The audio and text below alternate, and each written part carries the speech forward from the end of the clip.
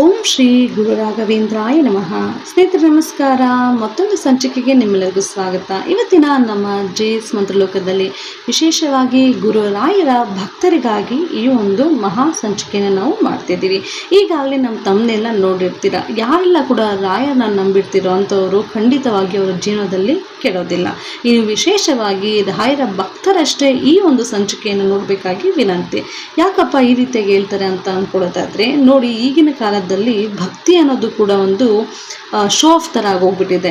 ಈಗ ಯಾರಾದರೂ ಒಬ್ಬರು ರಾಯರ ಪೂಜೆ ಪುನಸ್ಕಾರ ಮಾಡ್ತಾರೆ, ಅವರು ಕೂಡ ಒಂದು ವಿಡಿಯೋಗೋಸ್ಕರ ಅಥವಾ ವ್ಯೂಸು ಲೈಕ್ಗೋಸ್ಕರ ಪೂಜೆಯನ್ನು ಮಾಡ್ತಾರೆ. ಅದು ಖಂಡಿತವಾಗಿಯೂ ತಪ್ಪು. ನಿಮ್ಮಲ್ಲಿ ಶ್ರದ್ಧೆ, ಭಕ್ತಿ, ನಿಷ್ಠೆ, ನಿಯಮ ಇದ್ರಷ್ಟೇ ರಾಯರನ್ನ ನಂಬಿ ನೀವು ಪೂಜೆಯನ್ನು ಮಾಡಬೇಕು. ಹಾಗಾಗಿ ರಾಯರ ಭಕ್ತರಿಗಷ್ಟೇ ಈ ಒಂದು ಸಂಚಿಕೆ ಅಂತ ನಾನು ಈಗಾಗಲೇ ತಿಳಿಸ್ಕೊಟ್ಟಿದ್ದೀನಿ. ಇನ್ನು ಈ ಸಂಚಿಕೆ ಯಾಕೆ ಅಂತ ಕೇಳೋದಾದರೆ, ಯಾರೆಲ್ಲರೂ ಕೂಡ ರಾಯರ ಮಠಕ್ಕೆ ಹೋಗ್ತಿರೋ, ಇನ್ನು ವಿಶೇಷವಾಗಿ ರಾಯರ ಸನ್ನಿಧಾನವಾದಂತಹ ಮಂತ್ರಾಲಯಕ್ಕೆ ಯಾರೆಲ್ಲ ಹೋಗ್ತಿರೋ, ಯಾರೆಲ್ಲ ಕೂಡ ರಾಯರ ಒಂದು ವಿಶೇಷವಾದ ಭಕ್ತಿಯ ಒಂದು ನಿಮ್ಮ ಕಣ್ಣಂಚಿನಲ್ಲಿ ಕಾಣಬೇಕಂತ ಕಾಯ್ತಿರ್ತೀರಲ್ವ ಬೃಂದಾವನವನ್ನು, ಯಾರೆಲ್ಲ ನೋಡ್ತಿರೋ ಅಂಥವರು ವಿಶೇಷವಾಗಿ ರಾಯರ ಈ ಒಂದು ಶಕ್ತಿಶಾಲಿ ಮಂತ್ರವನ್ನು ನೀವು ಪಾರಾಯಣ ಮಾಡಬೇಕು. ಈ ಒಂದು ಮಂತ್ರವನ್ನು ನೀವು ಪಾರಾಯಣ ಮಾಡಿದರೆ ಖಂಡಿತವಾಗಿಯೂ ನೀವು ರಾಯರನ್ನು ಏನೂ ಬೇಡ್ಕೊಳ್ಳೋಂಥ ಅವಶ್ಯಕತೆಯೇ ಇಲ್ಲ. ಅವರೇ ತಾನಾಗಿಯೇ ನಿಮ್ಮ ಅಂದುಕೊಂಡಂತಹ ಕೆಲಸ ಕಾರ್ಯಗಳಾಗಿರ್ಬೋದು, ನೀವು ಇಷ್ಟ ಆಗಿರ್ಬೋದು, ಅಥವಾ ಯಾವುದೋ ಒಂದು ಮಕ್ಕಳ ವಿಚಾರವಾಗಿ, ಹಣದ ವಿಚಾರವಾಗಿ, ಅಥವಾ ಸಂಸಾರದಲ್ಲಿ ಸುಖ ಒಂದು ಸಂಸಾರವನ್ನು ನಡೆಸುವಂಥ ಶಕ್ತಿಯನ್ನು ನಿಮಗೆ ಕರುಣಿಸ್ತಾರೆ. ಹಾಗಾಗಿ ಈ ಸಂಚಿಕೆಯನ್ನು ನೀವು ಪೂರ್ಣವಾಗಿ ನೋಡಿ, ಯಾರೆಲ್ಲ ಕೂಡ ರಾಯರ ಭಕ್ತರಿದ್ದಿರೋ ಪ್ರತಿನಿತ್ಯ ಈ ಒಂದು ಮಂತ್ರವನ್ನು ಪಾರಾಯಣ ಮಾಡಿ. ಎಷ್ಟೋ ಜನ ಗುರುವಾರದಂದು ರಾಯರ ಭಕ್ತಿಪೂರ್ವಕವಾಗಿ ಪೂಜೆಯನ್ನು ಮಾಡ್ತೀರಾ.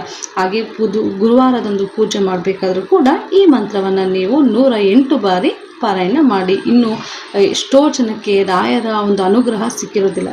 ಕಾರಣ ಇಷ್ಟೇ, ಭಕ್ತಿಯಿಂದ, ಶ್ರದ್ಧೆಯಿಂದ, ಹಾಗೆ ನಂಬಿಕೆಯಿಂದ ಪೂಜೆನ ಮಾಡಿರೋದಿಲ್ಲ. ಯಾರೋ ಒಬ್ಬರು ಮಾಡ್ತಾರೆ, ನಾನು ಮಾಡಬೇಕು.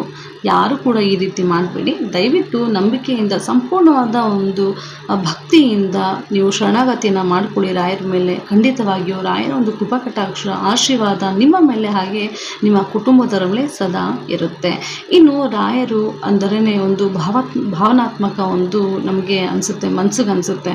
ಅವ್ರನ್ನ ನೋಡ್ತಿದ್ರೆ, ಅವರ ಬೃಂದಾವನ ನೋಡ್ತಿದ್ರೆ ನಮ್ಮ ಕಣ್ಣಲ್ಲಿ ನೀರು ಬರುತ್ತೆ. ನಾವು ಅಂದ್ಕೊಳ್ತೀವಿ, ನಾನು ದೇವಸ್ಥಾನಕ್ಕೆ ಹೋಗಬೇಕು, ರಾಯರಲ್ಲಿ ಈ ಕೆಲಸ ಆಗಬೇಕಂತ ಕೇಳ್ಕೋಬೇಕಂತ ಹೋಗ್ತೀವಿ. ಇನ್ನು ವಿಶೇಷವಾಗಿ ಮಂತ್ರಾಲಯಕ್ಕೆ ಹೋಗೋರು ಆ ಬೃಂದಾವನವನ್ನು ನೋಡ್ತಿದ್ರೆ ಭಕ್ತರು ಅವ್ರು ಏನು ಕೋರ್ಕೋಬೇಕಂತ ಅಂದ್ಕೊಂಡಿರ್ತಾರೋ ಅದೆಲ್ಲ ಕೂಡ ಅವರು ಮರ್ತೋಗ್ಬಿಡ್ತಾರೆ. ಯೋಚಿಸ್ಬೇಡಿ. ನೀವು ರಾಯರನ್ನ ನೀವು ಎಲ್ಲೇ ನೋಡಿ, ಅವರ ಫೋಟೋ ಆದರೂ ನೋಡಿ, ಅಥವಾ ಅವರು ಆ ಬೃಂದಾವನವಾದರೂ ನೋಡಿ, ಈಗ ಹೇಳ್ಕೊಡುವಂತಹ ಈ ಒಂದು ಮಂತ್ರವನ್ನು ಪಾರಾಯಣ ಮಾಡಿ. ರಾಯರು ತಾನಾಗಿಯೇ ನಿಮ್ಮ ಕೋರಿಕೆಯನ್ನು ಅರ್ಥ ಮಾಡಿಕೊಂಡು ನೀವು ಅಂದುಕೊಂಡಂತಹ ಕನಸೆಲ್ಲ ನನಸು ಮಾಡ್ತಾರೆ. ಆ ಮಂತ್ರ ಯಾವ ರೀತಿಯಾಗಿದೆ ಬನ್ನಿ ಈಗ ಕಲಿಯೋಣ.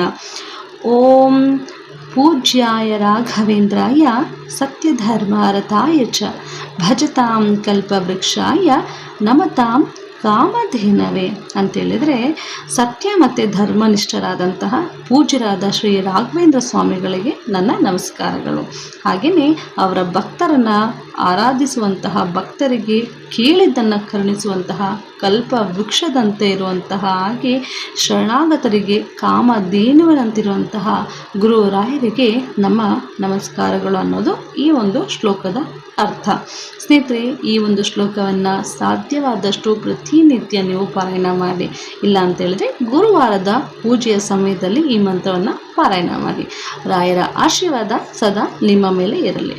ಓಂ ನಮೋ ಶ್ರೀ ಗುರು ರಾಘವೇಂದ್ರಾಯ ನಮಃ.